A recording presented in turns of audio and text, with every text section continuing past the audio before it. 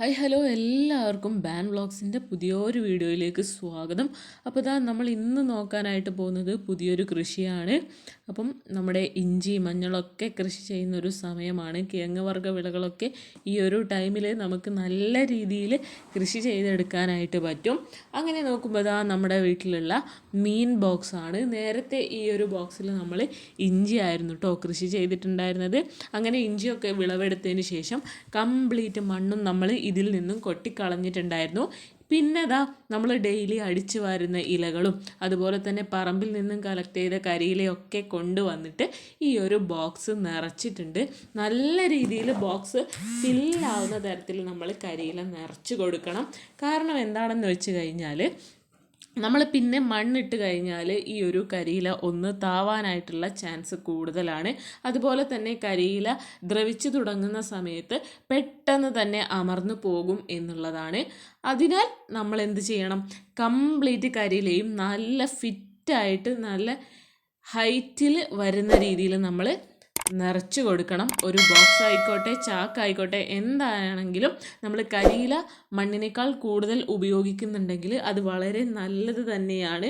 അപ്പോൾ അതാ നമ്മൾ ഇതിലും നിറച്ചു കൊടുത്തിട്ടുണ്ട് നമ്മുടെ കരിയില. പിന്നെ അതാ ഇതിലെന്താണ് ചെയ്തതെന്ന് വെച്ച് കഴിഞ്ഞാൽ നമ്മുടെ ചാരമാണ്, വിറക് കത്തിച്ച് കിട്ടുന്ന ചാരമാണ് ഇവിടെ ഉപയോഗിക്കുന്നത്. അത് എല്ലായിടത്തും സ്പ്രെഡാകുന്ന രീതിയിൽ വിതറി കൊടുത്തിട്ടുണ്ട്. ഇനി ചെയ്യാനായിട്ട് പോകുന്നത് ഇതിൻ്റെ മുകളിൽ മണ്ണിടുക എന്നുള്ളതാണ്. നേരത്തെ ഇഞ്ചി കൃഷി ചെയ്ത സമയത്ത് നമ്മൾ ഉപയോഗിച്ച കരിയില പൊടിഞ്ഞു കിട്ടിയ മണ്ണാണ് ഇവിടെയും ഉപയോഗിക്കുന്നത്. കാരണം നല്ല വളക്കൂറുള്ള മണ്ണാണ് ഈ ഒരു മണ്ണ്. അതുകൊണ്ട് ആ ഒരു മണ്ണ് തന്നെയാണ് കേട്ടോ ഇവിടെ ഉപയോഗിക്കുന്നത്. അപ്പോൾ ആ ഒരു കരിയില കവർ ചെയ്യുന്ന തരത്തിൽ നമ്മൾ ഈ ഒരു മണ്ണ് ഇട്ട് കൊടുക്കുന്നുണ്ട്. മണ്ണ് തൊട്ടപ്പോൾ തന്നെ നല്ല സോഫ്റ്റ് ആയിട്ടുള്ള മണ്ണാണ്.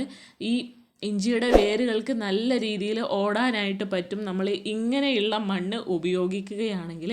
അപ്പം ഈ ഒരു ഇല കംപ്ലീറ്റ് കവറാകുന്ന തരത്തിൽ ഒരു ലെയർ മണ്ണ് നമ്മൾ ഇവിടെ ഇട്ട് കൊടുക്കണം. അങ്ങനെ ഇതാ നമ്മൾ കംപ്ലീറ്റ് മണ്ണിടൽ പരിപാടിയും കഴിഞ്ഞിട്ടുണ്ട്. പിന്നെ ഇതാണ് കേട്ടോ നമ്മൾ നടാനായിട്ട് പോകുന്ന ഇഞ്ചി വിത്തുകൾ.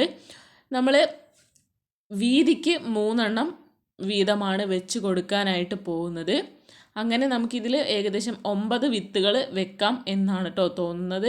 അപ്പം അതിനാവശ്യമായിട്ടുള്ള വിത്തുകൾ നമ്മളിവിടെ എടുത്തിട്ടുണ്ട്. നല്ല മൂത്ത ഇഞ്ചിയുടെ വിത്തുകളാണ് എടുത്തിരിക്കുന്നത്.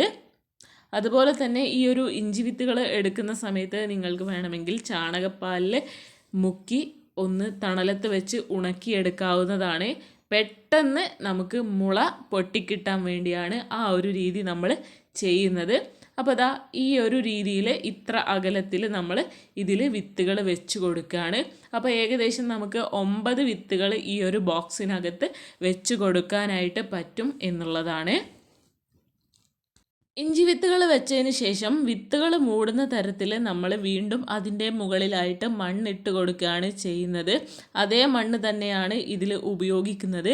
ഇഞ്ചി വളർന്നു വരുന്നതിനനുസരിച്ച് നമ്മൾ മറ്റ് വളങ്ങൾ ചെയ്തു കൊടുക്കുന്നതാണ്. ജൈവവളങ്ങളായിട്ടുള്ള കോഴിവളം നമുക്ക് ഉപയോഗിക്കാം, ചാണകപ്പൊടി ഉപയോഗിക്കാം. ഇതൊക്കെ നമുക്ക് ഇതിൽ വളമായിട്ട് ഉപയോഗിക്കാം.